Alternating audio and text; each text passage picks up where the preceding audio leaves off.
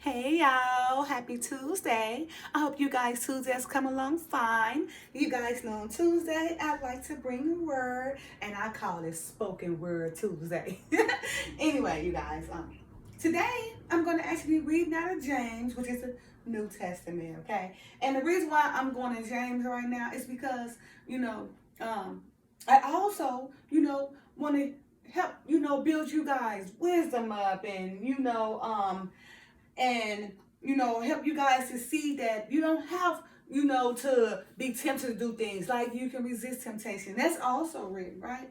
All right, so this is about, remember, helping get things in order, motivate, uplifting you guys, and ultimately bring you guys back to the laws and commandments of the Bible, right? The instructions, our Father's instructions, that is.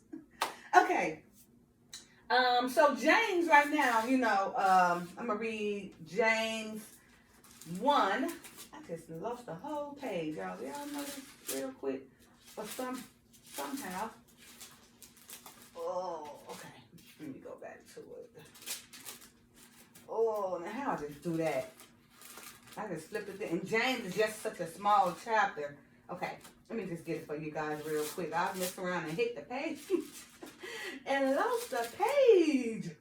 Now, how is that possible? Okay, let me go on back to James here now. All right. And 15:38. Okay. Here we go. Okay, you guys. So we're back on James, okay? Bam. All right, you guys. So like I said, I'm gonna be reading out of James, the general epistle of James. And it basically talks about, if you're lacking wisdom, anything, how to resist temptation by basically coming to the Father, okay? Seeking Him, remember, you know, um, things are impossible with the Father, with the world, but nothing is impossible with the Father, okay? So if you lacking wisdom, or you find it hard to resist temptation, come on and read James, okay? So I'm gonna read from verse 1 through verse 16, okay? James KJV version. I'm going to start with the header first, all right? And the header begins out saying, if any of you lack wisdom, let him ask of God. Resist temptation. Be ye doers of the word. How to recognize pure religion, okay? And even though that header said pure religion, because remember, man had to write this. But remember, being Israel is not religion. It's only, following a lifestyle. It's a way of living, following the laws and commandments, the instructions of our Father. That's all it is. So it has nothing to do with religion. Religion is just man-made, where people give you a set of rules to follow, right? And, they're doctrines of men that's lead you how they want to lead you, right? But this is just faith. And just walking the ways that the Father wants to walk, right? And if we walk these ways, we can surpass all understanding, okay? Even to our own acknowledgement. All right, verse 1. James, a servant of God and the Lord Jesus Christ, to the 12 tribes which are scattered abroad, greeting.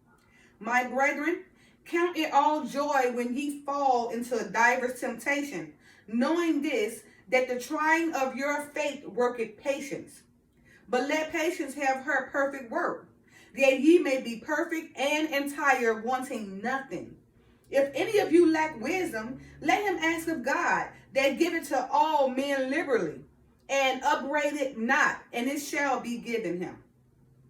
But let him ask in faith, not wavering, for he that wavereth is like a wave of the sea driven with the wind and tossed. For let not that man think that he shall receive anything of the Lord. A double-minded man is unstable in all his ways. Let the brother of low degree rejoice in that he is exalted, but the rich, in that he is made low, because as the flower of the grass, he shall pass away. For the sun is no sooner risen with a burning heat, but it withereth the grass, and the flower thereof falleth, and the grace of the fashion of it perisheth it. So also shall the rich man fade away in his ways. Blessed is the man that endureth temptation, for when he is tried, he shall receive the crown of life, which the Lord had promised to them that love him. Let no man say when he is tempted, I am tempted of God.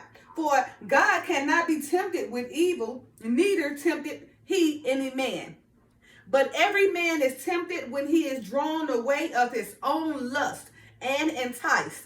Then when lust had conceived, it bringeth forth sin, and sin, when it is finished, bringeth forth death. Do not err, my beloved brethren. So I'm going to stop right there because I'm going to finish from 17 to 27 in my next lesson, right? Because, I want to, break this down and analyze this, right? Because, but you guys just seen it. All the lust and everything, is within us, right? It's our temptation. But if we endure that temptation to the end, we wear the crown of glory, right? And it's also telling about how the rich man, his ways matter. Because I think, when the Father was walking with his 12 disciples, you had the rich man come up and he told, said to the Messiah, I've done everything. I followed all the 10 commandments, so what is them not doing? The Father said, give everything away and come follow me. That made that man sad and he left. Like, I ain't gonna do that. And that's just like the average rich man today. But what he said, that it's easier for a camel to get through a needle than a rich man to get to the heavens, right? So, remember, it's not what you do, it's how you do it. Because Job was rich. Job was rich in everything. In livestock, cattle, children, wealth, knowledge, everything. He was rich. But it's not what you do, it's how you do it. But he went about it in a righteous way. So you also can be rich, prosperously rich, by the Father, right?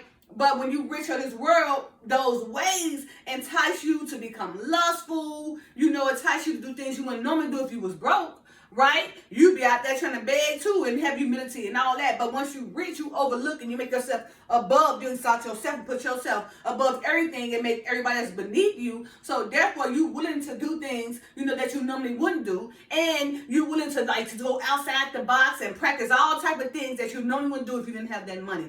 But sometimes you get so much money, you feel like, shoot, man, I want to try something different now and get all this money. You start getting a little bit just wacky a little bit, because sometimes people get so much money, so they feel like, man, I've done everything else. I need to do something I haven't tried. And that's when they go sell their soul, okay? All right, but anyway, let's start with verse 1. I read from verse 1 to 16. So I'm going to analyze these, right, from verse 1 to 16. Again, this is the general epistle of James, all right, who's a servant of God. Now, verse 1, James, a servant of God and of the Lord Jesus Christ, to the 12 tribes which are scattered abroad, greeting. So right now, the Father is using James to speak to the 12 tribes that's scattered abroad. That's scattered everywhere, right?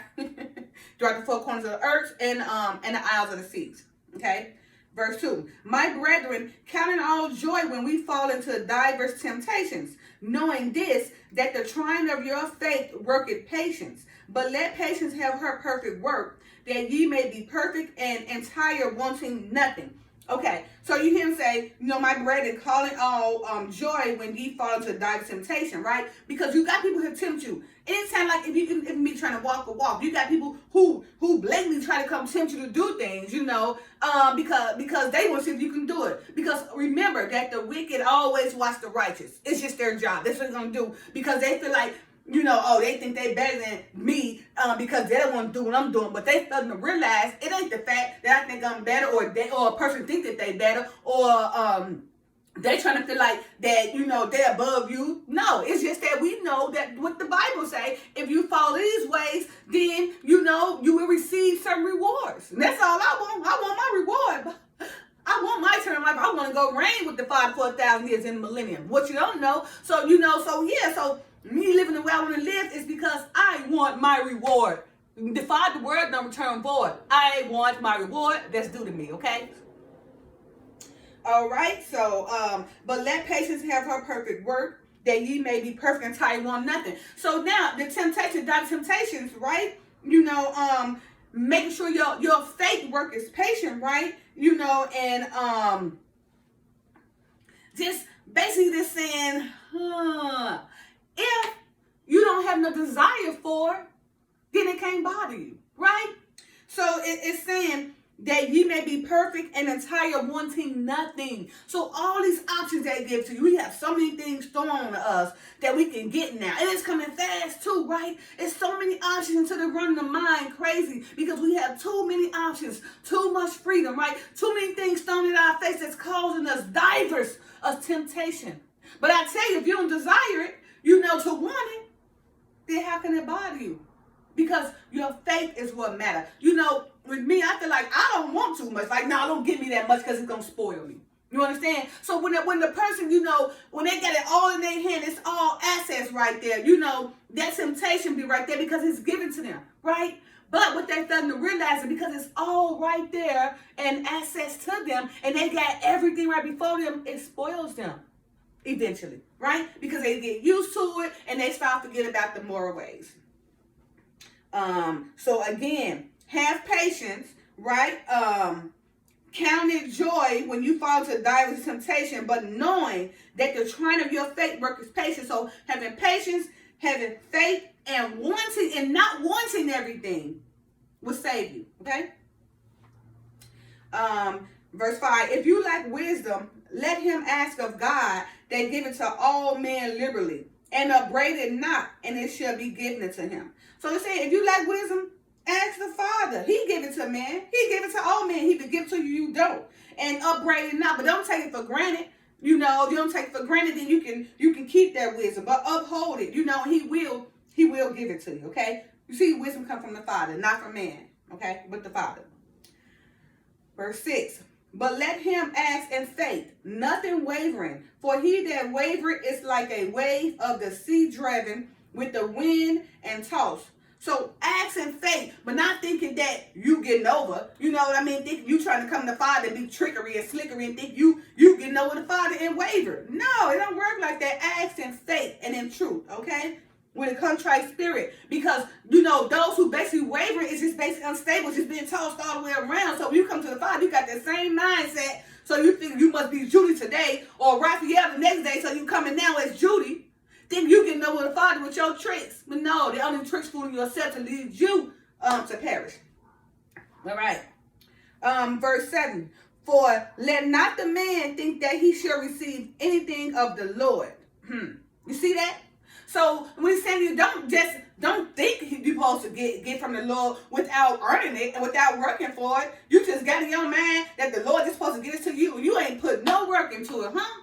No, it don't work like that, right? We say without works, faith is dead. So in order for the Lord to reward you, then you need to follow his commandments, be obedient to him, and follow his instruction. And follow his instruction. And I'm not saying that, okay, be perfect, because nobody's perfect. But it's about observing and trying to become closer. And you will see the difference in your life. But under no circumstances should we expect the Father to do anything for us if we have not even put work for it to earn it. Verse 8.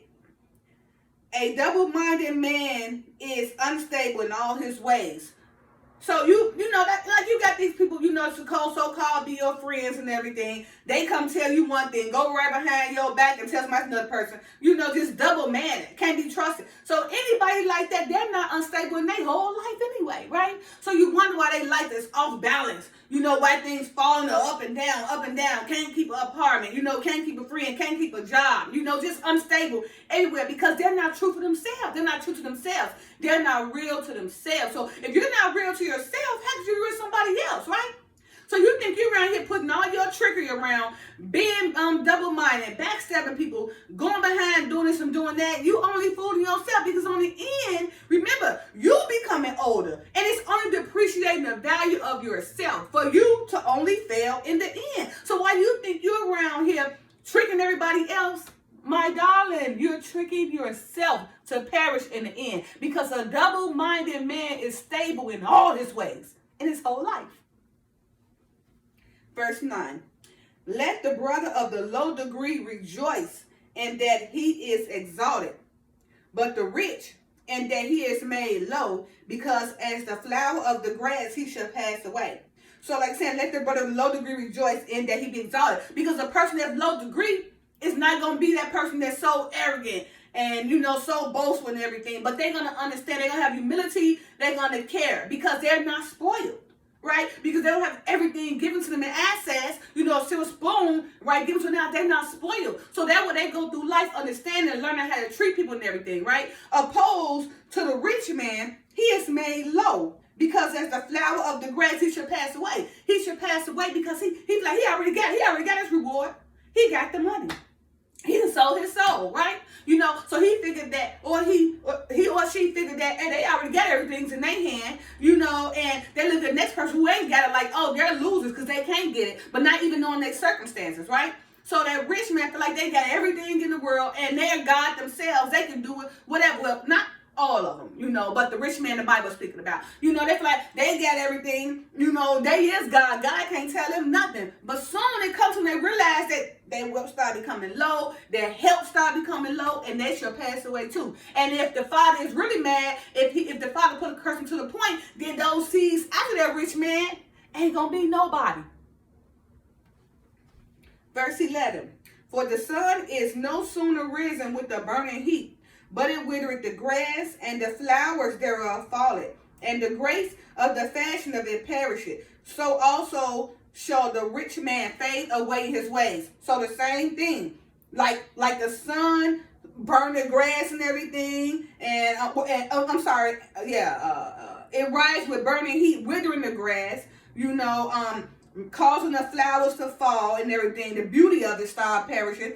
So will the rich man fade away. Because in due time, all those riches is going to spoil him. He or she. Those who allow money to be their God. For the love of money is the root of all evil.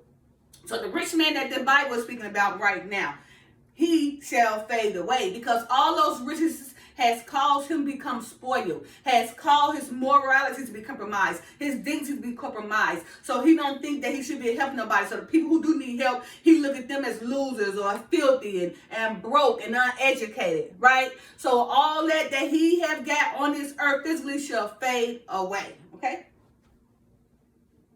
Verse 12. Blessed is the man that endureth temptation, for when he is tried, he shall receive the crown of life, which the Lord had promised to him that love him. Right?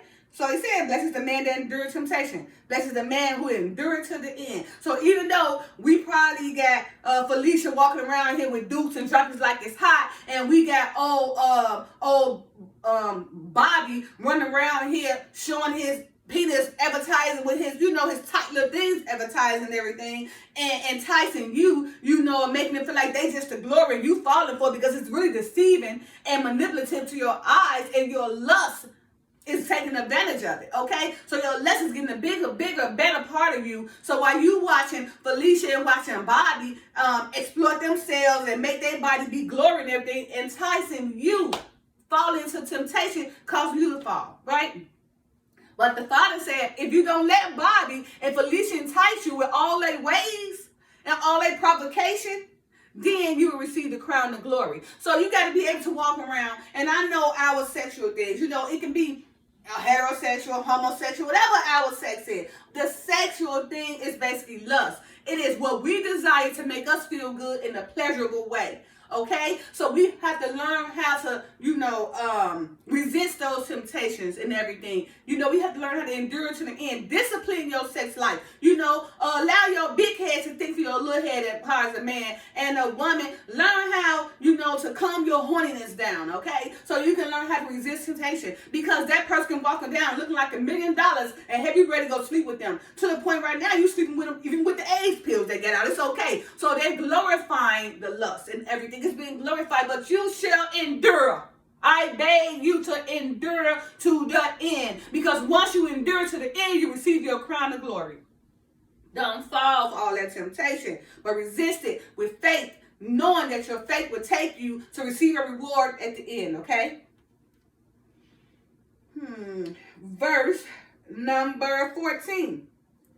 Oh, that continues from 13. But every man is tempted when he is drawn away of his own lust and enticed. And that, like I just said, they is tempted when you drawn with your own lust. Bobby and Felicia coming around there showing them everything, right? Showing their pretty bodies and everything. You like, woo, I want that body. Oh my God, you hot and bothered, for Bobby and Felicia, because they got it going on in their body and their looks. They deceiving you mentally and physically with just how they look. Make you get all hot and horny and bothered. enticing you, right? You are being enticed, and the Father is telling you right there, every man is tempted when he is drawn away of his own lust and enticed, because it's your own lust that's caused you to want Bobby and Felicia. All right, verse 15. Then when lust had conceived, it bringeth forth sin, and sin, when it is finished, bringeth forth death. You see?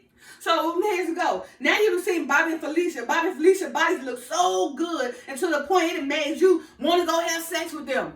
Not even knowing if Bobby and Felicia finna give you a disease you can't get rid of for the rest of your life. But Bobby and Felicia looking so good, they got you all hot and bothered. You ready to go lay down and jump in knees deep. Ready to go ahead, and fulfill that lustful spirit, ready, leading to sin. Now, Bobby and Felicia then entice you to the point where they got you in the trance, okay? Now they say, oh, this is all sexual, so now that done turns you out to get you doing more things. Now you done flipped from one side and went to the next side, leading you to more sin. Because of those lustful ways, all because Bobby and Felicia glorified their body and their sex life and entice you and manipulate you and cause you on in to make you feel a certain kind of way based on your lusty desires of your flesh. Okay? And now Bobby and Felicia, they got you so good, well, they didn't wheel you in based on your lusty desires of your flesh in a sexual way, because it's making you feel so good, and you all hot and bothered, and they rubbing out on you, making you have all these organs feeling like this. Now they done brought a whole nother party in. Man, woman, animal, whatever. But because you feel so good, Bobby and Felicia manipulated you and deceived you, now you done went against your whole boundaries. You was not gay at first because you feel so good. Now you gay, don't even realize you gay. But now they're making it sound so good and steady with you in. And so now you all the way gay. And now that you all the way gay, everybody else should be gay. And if everybody else don't follow your lustful and enticeful ways, then they should be homophobia, dead, or beaten, or put in prison, because you allowed your lustful ways to cause you to be enticed to temptation, so you can fall into deep sin that's going to cause you to die and perish in the end. I mean, due to probably diseases, STDs, mental health, overweight, depression, because that's what it all leads to in the end. Okay? Verse 16. Do not err, my beloved brethren. So I just read verses 1 through 16, and I just broke it down to you guys, right? And I try to give you guys an understanding, okay? If you want to ear, if you want to understand. If you got an ear, let an ear. If you got an eye, let you see. But that's if you really want to, right? The last verse I just read was 16. Do not err, my beloved brethren. Now it goes to 17 to 27, but I'm going to read that next Tuesday, okay? I still got to do my new covenant. I'm about ready now. I think I got it. Oh, I just got to write it out all out. It's just a whole lot I had to learn, but I'm coming. I got it. All right, again, do not err, my beloved brethren. I just read verses 1 through 15. Go back and read them again. So you do not err, my beloved brethren. It just shows. So how can you err unless you want to err? If I just read these to them and read these verses and analyze the verses to you, you only err because you want to err. Because you allow your temptations to get the best of you because of your lustful ways. All right, you guys. Don't forget, to like, subscribe, share, and comment. So people, can learn about, what I'm putting out there, right? I feel like, remember, our job is to help people understand, but not force them to do nothing, not force our ways on them, not to pressure them and everything, but help them to understand, because that's what the Father wants us to do. Now, if I don't help you guys understand what I know, then it'll be a problem the Father's going to deal with me for, basically sin, because it's also a sin, to not edify, especially if you know it, So, hey, I'm gonna do my part on up to the part, all up until how long the Father want me to do this, okay? But I hope you guys learn from this, and I hope I'm having some people reach that joint they're trying to reach, because I know some want to know and understand, they just don't know and don't understand because they haven't given the opportunity to learn. But I'm here for those who want to learn and understand. Go and read my, listen to my videos and everything. And I'm also referring you guys to the scriptures so you can also learn for yourself. But remember, I'm only man, okay? I'm only being used as a tool of an instrument for the Father. But remember, the Father wants you to come to him yourself. Oh, well, the Father is a spirit. But through the Messiah, okay? Through the Messiah, you go to the Father. But if you really want to learn and understand, seek the Father in spirit and truth. Because trust me, even though I started reading the Bible when I was a kid, I just knew that I always remembered the Father said He'll wake us up in 2 days to reveal knowledge. And I waited on that. And I think that was in 2000, I knew it supposed to say 400 years, 1619. I always calculated for 1619. And then when 2019 come, I remember walking. I was like, oh, 2019 is a year our captivity in. That's what I was led to believe. And then when that happened, all type of plagues and pestilence started taking place. But I was already confirmed when that 2019 come, okay, our captivity in, you know, we're going to be walking in Jacob's trouble, but we will be relieved out of Jacob's trouble and be restored. Okay? All right, you guys. So, again, you know, I did my short today, right? And remember, the short was based on Proverbs 18:13, KJV version. He that answereth a matter before he heareth it, it is folly and shame unto him, right? So I just read all this to you. So I'm going to take this very little short that I did. I'm going to apply it to this. He that answereth a matter before he heareth it, it is a folly and shame unto him. So now I just read all this to you, right? So now go and read before you just try to think you know everything, right? Don't try to say, oh, I don't need to go read that because I already know, because that's written too. Read, okay? It is fundamental, and it will help your understanding. It will help you gain better understanding, right? Because knowledge is power, and my people perish because of the lack of knowledge, all right? But hear the matter, you know, before answering it, because if you don't hear the matter, you're doing it folly. You can't even be trusted, okay? So read, you know, to help you understand, and seek the Father, you know, so He can gain you wisdom, right? All right, you guys. Don't forget to like, subscribe, share, and comment. You guys have a wonderful Tuesday. Oh, I just twisted my hair. Oh, bye now.